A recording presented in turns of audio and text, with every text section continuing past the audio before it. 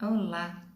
Você enxerga luz ou escuridão nas situações da vida, do trabalho e do mundo? Que portas você abre e fecha para as oportunidades que chegam até você? Qual é o seu estado interno? Amor ou sofrimento? Esse é o tom da energia da semana, sob o olhar da Cabala e da astrologia. Na porção semanal Bó, o Criador manda Moisés ir ao faraó para ordenar a libertação dos israelitas. Mas a palavra usada na Torá é Bó, que não significa vá ao faraó, e sim venha. O que isso quer dizer? A lição é que para resolver os problemas precisamos ir ao plano espiritual, nos conectarmos à luz do Criador, ir ao plano da consciência. Se ficamos presos principalmente no plano físico, a solução pode sim acontecer, mas ela com toda certeza será temporária e nos desconecta da verdadeira luz. Ir aos planos superiores é o que realmente começa, é o que dá aquele início da nossa vitória contra o ego, para que vençamos sim toda situação negativa que vemos ao nosso redor acontecendo. Ela nos proporciona a saída do Egito, do nosso Egito, e nos conecta e faz com que enxerguemos o nosso verdadeiro faraó. Na nossa vida, para a gente poder resolver os nossos problemas, precisamos sim ir ao mundo acima dos 5 sentidos. Se ficamos sempre presos no nosso plano físico, com certeza a repetição vai acontecer. E nós precisamos enxergar que as situações muitas vezes são apenas o sintoma. E que se a gente trata apenas o sintoma, isso é algo paliativo, é como uma medicação, um remédio que ameniza a dor, mas não trata a causa, a verdadeira causa. E é isso que essa semana nos pede, para que saiamos desse mundo físico dos 5 sentidos e buscar verdadeiramente qual é a causa dos nossos problemas, das nossas dificuldades, dos desafios que estamos lidando e enfrentando, cada um na sua área pessoal, alguma área da vida, seja financeira, afetiva, profissional, entre outras tantas aí, principalmente também em saúde. O Criador, então, ele diz aos israelitas, que eles devem se lembrar da saída do Egito. Isso também está escrito nessa porção.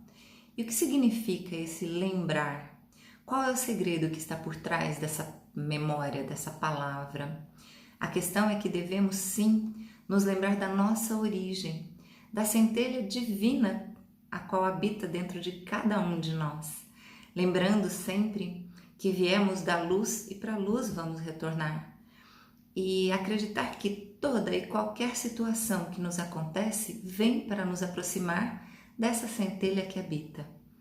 E podemos sim olhar com outros olhos e acessar uma memória e toda uma sabedoria que se encontra dentro de cada um de nós, pois temos toda essa sabedoria do universo vibrando, pedindo e clamando para que a gente acesse, resgate essa memória e nos conectemos sim com a luz para que possamos primeiro fazer um trabalho interno e depois realizar as mudanças necessárias no nosso mundo externo. Devemos sim focar na luz, sempre que possível reativar essa memória junto ao eu superior. A prioridade é perceber principalmente essas situações que estão ao nosso redor, porque elas são a possibilidade dessa correção que tanto precisamos fazer para alavancar e colher toda a abundância que temos à nossa frente, ao nosso alcance, à nossa disposição. Acontece que a gente cai no esquecimento. A gente vive tão preso ao mundo físico, às situações que acontecem, a gente vive sempre alimentando o problema, que perdemos a solução de vista. Perdemos a oportunidade de fazer a correção diante daquilo que está muito mais internamente ligado do que externamente acontecendo. Tudo vem da luz, positivo ou não, e sempre o que vem para nos tornar pessoas melhores. Em vez então de ficarmos remoendo as situações, os problemas, olhe para a solução, Saia da reatividade, sai do caos, vai para aquilo que verdadeiramente precisa fazer. Busque a solução, busque até mesmo recursos aí que vão te ajudar, sem dúvida nenhuma, a acessar essa memória, mesmo que isso mexa com as suas vulnerabilidades e você precise muitas vezes rever valores e conceitos que às vezes estão tão arraigados e a gente no pilotinho automático deixa passar as oportunidades que estão tão claras à nossa frente. E na porção da Torá, de Bo, lemos as últimas 3 pragas do Egito. Na semana passada foram as 7 primeiras pragas. E o que essas 3 pragas nos revelam aí para essa saída da escravidão, saída da nossa escravidão, saída do nosso ego e a libertação, sim, do nosso faraó. Lembrando sempre, que o faraó é a nossa própria negatividade, a nossa cabeça dura que persiste muitas vezes numa repetição de padrão por não se dar conta que a situação ela está muito mais vinculada às mudanças que às vezes se tornam até mesmo duras e desafiadoras, mas somente através desse processo, desse esforço, você vai realmente conseguir fazer a mudança que precisa na sua vida. Isso é autoconhecimento, isso é acessar a memória e o seu eu interior. Essa conexão com a luz, é ouvir o divino dentro de você, enquanto humanos estamos. E na saída dos israelitas, essas 3 últimas pragas não é um processo histórico, Ela é um processo contínuo que está o tempo todo no nosso dia a dia. Então, são 3 pragas que falam dos gafanhotos que comem sementes, da escuridão que de dia e noite e da morte dos primogênitos. E o que está por trás dessas pragas aí, o que elas podem nos revelar, que talvez você traga aí uma reflexão mais profunda sobre si mesmo, sobre seus comportamentos, sobre as suas atitudes, sobre a forma como você hoje vem lidando em alguma área da tua vida que você sente que há necessidade sim de alavancar, de mexer, de mudar de alguma forma. Então os gafanhotos, eles comem as sementes. E o que são essas sementes? Tudo passa por uma semente, você passou por uma semente. Tudo aquilo que nos alimenta passa por uma semente. Então vem, principalmente para a gente observar essa nossa origem, compreender qual é a semente que forma a minha vida. Seja ela num conceito físico, emocional, mental e no espiritual. Quais são as sementes que você planta diariamente? Qual é a tua verdadeira origem? Essa é a memória que a gente precisa acessar. E a escuridão, quando a gente fala da escuridão além da luz, mais do que a própria escuridão da noite, trata-se muito das nossas escolhas. Qual é o seu estado interno? É de amor ou é de sofrimento? De que maneira você vem assistindo a sua vida passar na sua frente como um filme? Você alimenta o problema ou você vai buscar a solução?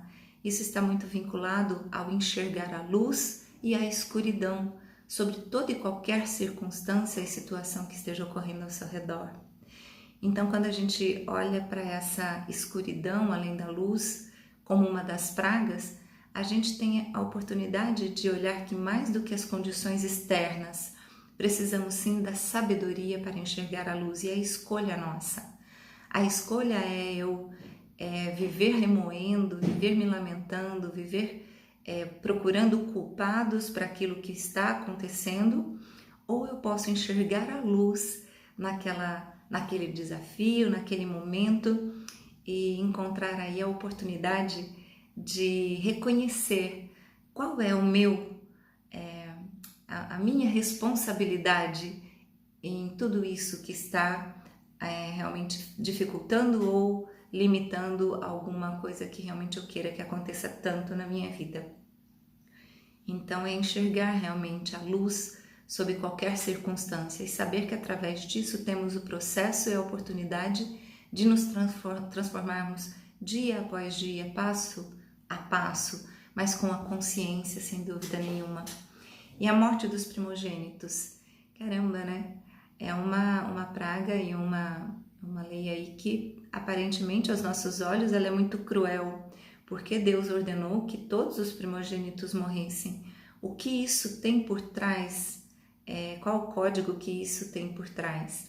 Nesse momento na história, há uma forma que os israelitas tinham de proteção, que é uma caixinha de madeira que se chama mezuzá, e eles colocavam nas portas. E todos aqueles que tinham essa mensagem nas suas portas, os anjos passavam, desviavam e não entravam nessas casas e não levavam os primogênitos. Isso vem muito relacionado às portas que abrimos e fechamos na nossa vida. Quais são as pessoas, as situações, as oportunidades que eu deixo entrar? E quais são as portas que eu fecho? Seja para vícios, para má companhias, para negatividade. Essa morte dos primogênitos, ela está muito ligada às nossas escolhas, às aberturas e fechamentos que damos para tudo que nos acontece. E atrás disso é que vem muito da correção que às vezes precisamos ter a humildade e aceitar que nós permitimos que isso realmente acontecesse na nossa vida.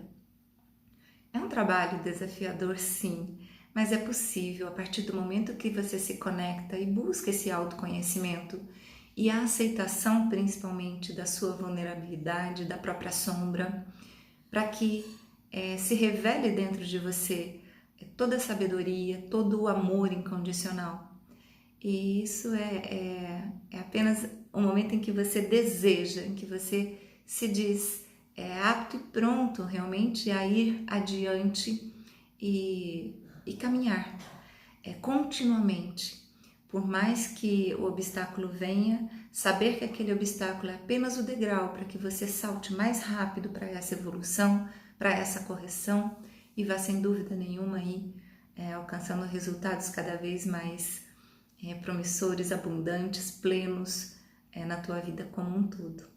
E na astrologia a gente tem uma semana junto com a porção de Bo da Paraxá, uma semana que pede principalmente um planejamento, mais planejamento para as ações, porque a gente tem um tom na semana de distração e uma tendência aí principalmente a atrasos e uma queda de energia. Então junto com a Paraxá a gente tem esse céu da semana proporcionando, levando a gente a momentos em que a gente pode entrar aí em fugas, em escapismos, justamente para não olhar para dentro. O nosso ego ele é cheio de armadilhas e ele adora a zona de conforto. Tudo aquilo que vai tirar ele da zona de conforto, ele vai acessar algum tipo de gatilho aí que faz com que a gente queira ficar realmente acomodado. E a gente encontra aí durante a semana também isso provocado no céu, pelo aspecto, pelo conflito entre Marte e Netuno. E pede sim a atenção para qualquer tipo de atitude precipitada, principalmente irresponsável. É uma semana assim desafiadora e principalmente se você precisar de decisões, de tomar decisões importantes e definitivas, talvez seja um momento de olhar mais para dentro, seguir a intuição, sim, e ouvir o mestre interior. E às vezes esperar um pouquinho só para realmente definir algo que seja tão importante aí para a tua vida.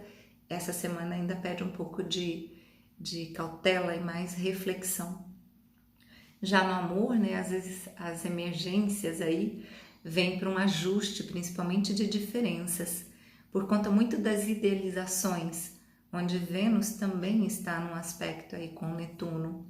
Mas para o final da semana a gente já tem uma frequência aí muito mais positiva, que traz uma profundidade e mais estabilidade emocional para as relações, principalmente afetivas. Vênus aí que está em Peixes, ele também tem um aspecto forte com Marte em Sagitário.